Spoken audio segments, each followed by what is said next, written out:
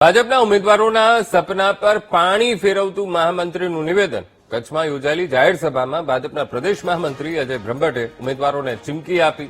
પેનલમાં સાથે ફરવાની ઉમેદવારોને સલાહ આપી. 4ની પેનલમાંથી એક પણ ઉમેદવાર હારશે તો બાકી 3 ઉમેદવારોને પણ હોદ્દો નહીં મળે. સાથે પણ કહ્યું ક્રોસ વોટિંગ ન થાય તેનું ધ્યાન રાખવાની ઉમેદવારોને સલાહ પણ આપી. પેનલને જીતાડવા માટે એડી ચોટીનું જોર લગાવવાની સલાહ આપી. મોદી સાથે સાથે એક બીજી વિનંતી અને ચેતવણી છે કે પ્રદેશ ભાજપ અને જિલ્લા ભાજપે એવું નક્કી કર્યું છે કે જે વોર્ડની અંદર પેનલમાં ક્રોસ વોટિંગ થયું ને કોઈ એકાદ જણ રહી ગયો અને 3 જણ જીતી ગયા તો એ જીતેલા 3 લોકોમાંથી કોઈને મુખ્ય હોદ્દો મળશે નહીં. એટલે પેનલમાં ફરજો જોડે